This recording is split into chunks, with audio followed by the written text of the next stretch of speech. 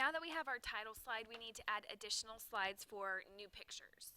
So on the Home tab, we're going to look under New Slide. For this project, some of the slides you'll want just pictures, and some you'll want pictures and paragraphs. So if you want just a picture, you can choose Title and Content, and you can select to put your picture here. If you know you're not going to want a text box on this slide, you can click on the outside edge of the title slide or of the title section and hit delete. You can also resize this text box. It's really just a content placeholder, so you can resize it and make it bigger if you want your picture to be that big.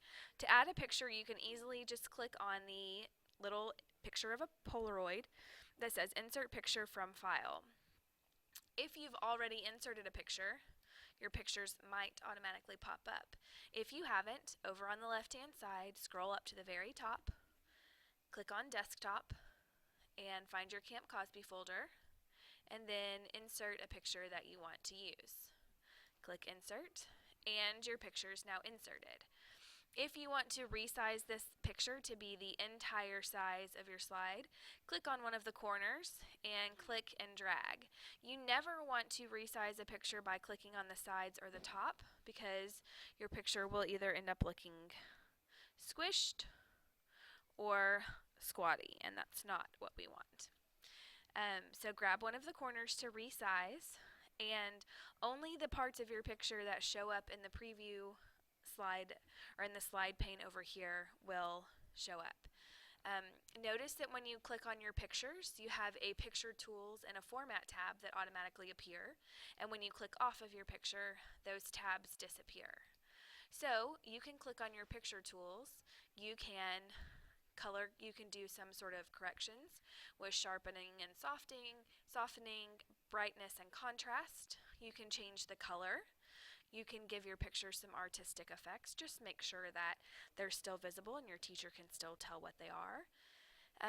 You can add some picture styles to your different pictures. If you want them to be in a circle, you could click on a circle shape and then you could resize it to fit on your screen, so it looks a little bit more like a picture frame. You can change the border. You could change the border color to red. You could change it to purple to match their outfits. You can do some different picture effects. Any of these picture styles are automatically going to have these selected, but you can change them if you want to. You can also crop your picture. Let's say you have a style applied to this picture, like the circle. If we click on our crop tool, it's going to take away parts of the picture that we select to be taken away from, but keep the same shape. So we can do that and click off of our picture, and now our picture is cropped a little bit tighter, and we can resize it to make it a little bit bigger. Remember, you can also change the background here by right-clicking and selecting Format Background and changing the background to be whatever you want it to be. So you'll just go to New Slide and add as many different slides as you want. If you just want to add a slide with a paragraph, you can add Title and Content and give your slide a title and type a paragraph.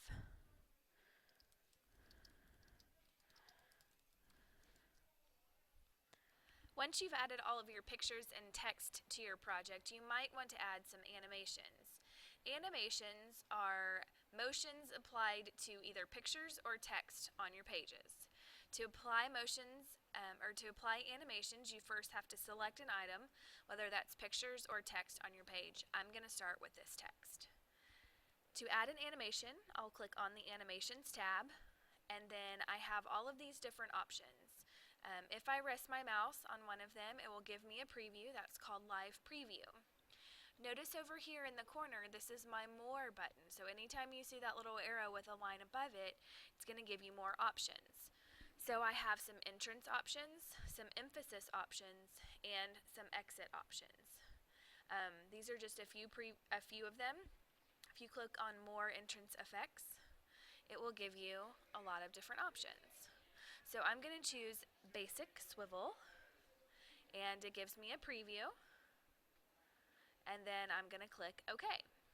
So now when I go to preview my slideshow, it will go from this slide to this slide, but this won't actually appear until I click on my slide.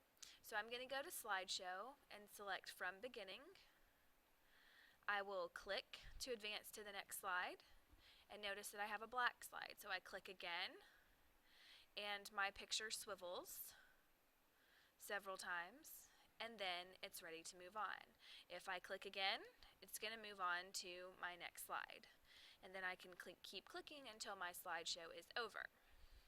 Notice that on my Animations tab, I have in the top right hand corner, there is a timing option.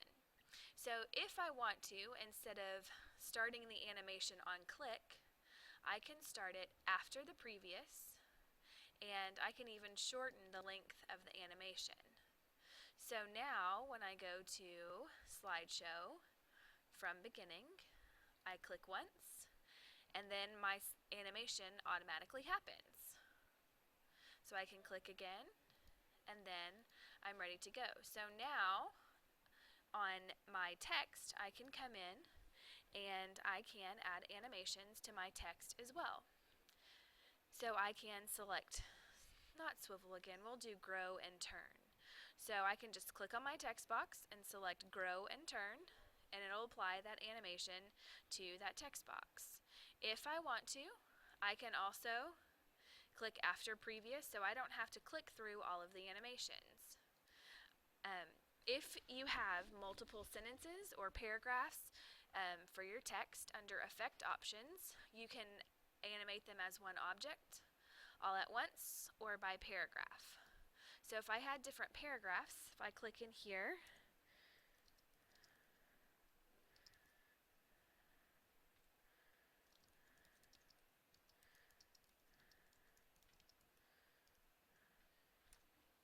and I go to Slideshow, From Current Slide,